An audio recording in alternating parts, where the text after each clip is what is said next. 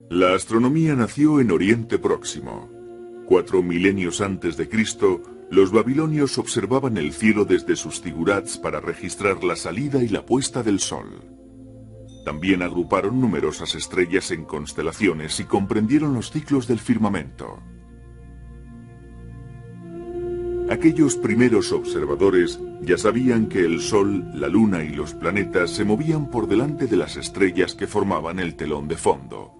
Los planetas o estrellas móviles formaban bucles en su camino por los cielos. El Sol, la Luna y los planetas viajaban por una misma franja celeste que los babilonios denominaron zodíaco. Empezando por Taurus, el toro, el zodíaco contenía 13 constelaciones.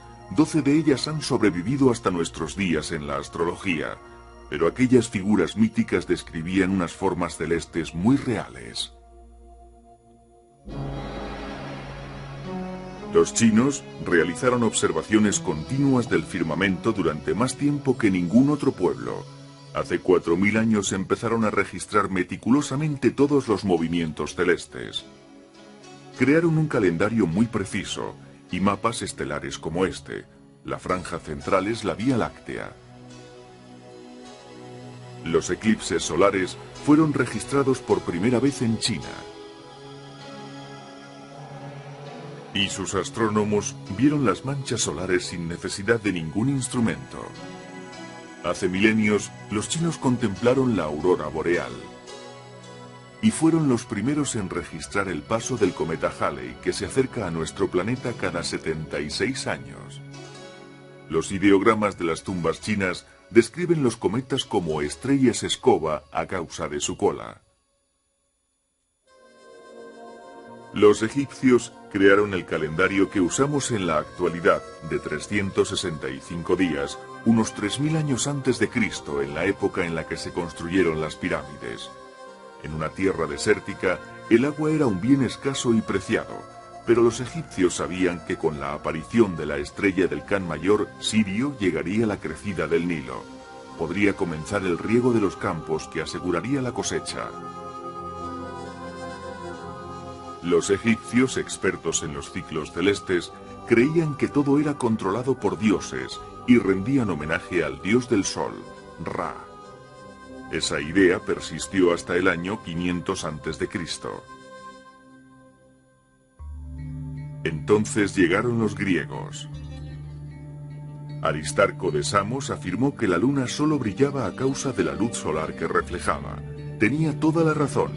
Pero su otra gran idea, la de que la Tierra giraba alrededor del Sol, era demasiado adelantada para su época.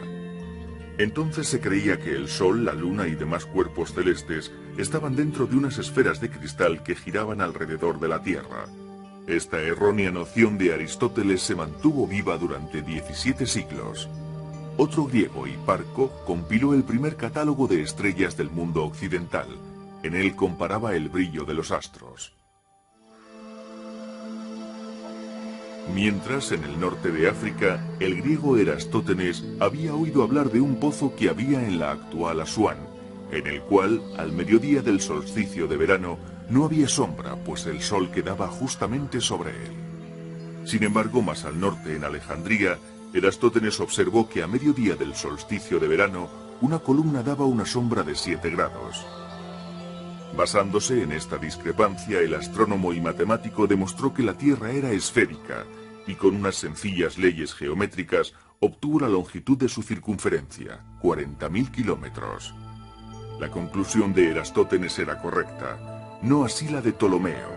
A Ptolomeo le preocupaban las aparentes inversiones de sentido en el movimiento de los planetas y decidió explicar esto con epiciclos, afirmando que los planetas bailaban trazando círculos mientras orbitaban la Tierra. Sin embargo, tal era la reputación de Ptolomeo que su error sobrevivió a la caída de Grecia cuando la astronomía entró en la Edad de las Tinieblas. En Centroamérica, los astrónomos mayas, arquitectos de las pirámides escalonadas, habían creado un calendario de 584 días. Estaba basado en el ciclo del planeta Venus, al que consideraban un dios. Con Nicolás Copérnico llegó la luz. Él resucitó la teoría de que los planetas, incluida la Tierra, orbitaban el Sol. Pero la Iglesia se aferraba al geocentrismo y las ideas de Copérnico, un clérigo polaco, no se publicaron hasta 1543 después de su muerte. En 1577, el astrónomo danés Tycho Brahe demostró que este cometa estaba más lejos de nuestro planeta que la Luna. Brahe había perdido parte de la nariz en un duelo, por lo que llevaba una prótesis de oro. Pero eso no confundió su olfato ni eclipsó la brillantez de su carrera. Sus precisas observaciones establecieron las bases del movimiento de los planetas alrededor del astro rey. Su colaborador, el alemán Johannes Kepler, definió las tres leyes del movimiento de los planetas. La primera ley dice que los planetas se mueven en torno al Sol formando elipses, no círculos. La segunda, que su velocidad es variable. Los planetas se mueven a mayor velocidad en la parte de su órbita más cercana al Sol. La tercera ley dice que la velocidad de los planetas es menor cuanto mayor sea el radio medio de su órbita. Esta ley permite a Kepler explicar los bucles que parecen formar los planetas exteriores, como ocurre aquí, cuando la Tierra adelanta a Marte en su órbita. Pisa fue el hogar del gran matemático y astrónomo italiano Galileo Galilei. En 1608 Galileo utilizó el telescopio, una invención holandesa que aumentaba menos que los prismáticos actuales para observar el cielo. Y con él descubrió varias lunas de Júpiter y los cráteres de la Luna. Galileo estudió las fases de Venus e irritó a la Iglesia con su teoría heliocéntrica. A finales de ese mismo siglo, el inglés Isaac Newton descompuso la luz solar en los colores del arco iris, dejando ver su espectro. También desarrolló el telescopio reflectante, en el que se usaban espejos en lugar de lentes para captar y centrar la luz. Y descubrió las leyes de la gravitación universal, una fuerza de atracción que ejercen todos los cuerpos y que explica las leyes de Kepler. Con esto nació la astronomía moderna.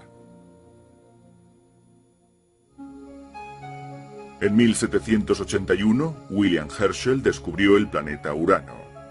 Y ayudado por un telescopio construido por él mismo, dibujó el primer mapa de la Vía Láctea. Herschel dedujo que lo que se veía en el cielo era la cara lateral de una galaxia en forma de disco, pero no fue hasta mediado el siglo XIX cuando Lord Rosse reveló la estructura espiral de ciertas galaxias. Él hizo este boceto de la galaxia del Remolino en el castillo que poseía en la isla de Irlanda, donde tenía el que fue el mayor telescopio de la Tierra durante medio siglo. En las últimas décadas del siglo XIX surgieron dos nuevos descubrimientos. El primero fue la espectroscopia, desarrollada a partir del descubrimiento de Newton, que permitía analizar la luz procedente de los cuerpos celestes y así descubrir la composición química de dichos cuerpos. El otro fue la fotografía, con la que se podían tomar imágenes de cometas y de la situación de las estrellas.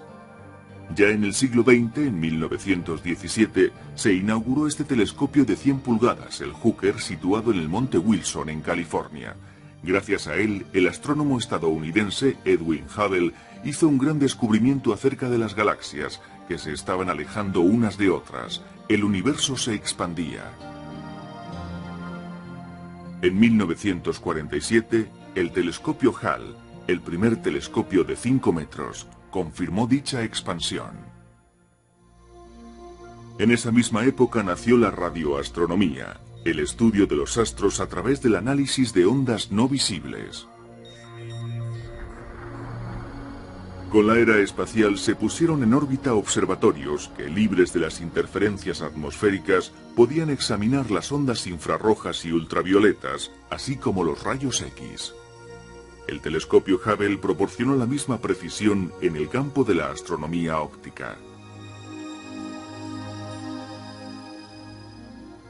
Las imágenes que enviaba el Hubble eran asombrosas. Habían sido captadas por un nuevo detector electrónico, la cámara CCD.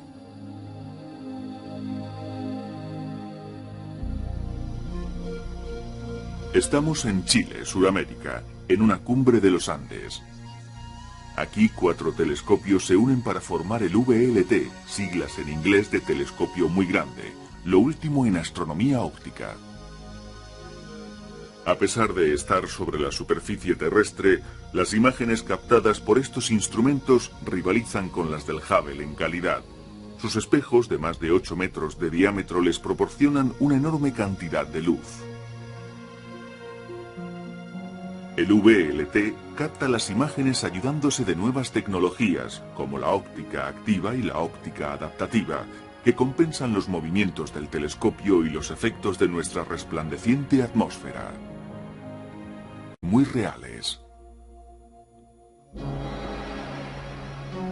Los chinos realizaron observaciones continuas del firmamento durante más tiempo que ningún otro pueblo. Hace 4000 años empezaron a registrar meticulosamente todos los movimientos celestes. Crearon un calendario muy preciso y mapas estelares como este. La franja central es la Vía Láctea. Los eclipses solares fueron registrados por primera vez en China.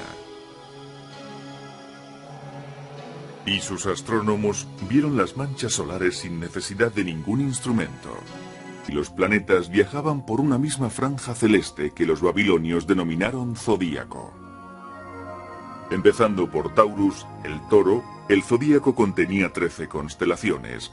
12 de ellas han sobrevivido hasta nuestros días en la astrología, pero aquellas figuras míticas describían unas formas celestes. La astronomía nació en Oriente Próximo. 4 milenios antes de Cristo, los babilonios observaban el cielo desde sus zigurats para registrar la salida y la puesta del sol. También agruparon numerosas estrellas en constelaciones y comprendieron los ciclos del firmamento. Aquellos primeros observadores ya sabían que el Sol, la Luna y los planetas se movían por delante de las estrellas que formaban el telón de fondo. Los planetas o estrellas móviles formaban bucles en su camino por los cielos. El Sol, la Luna y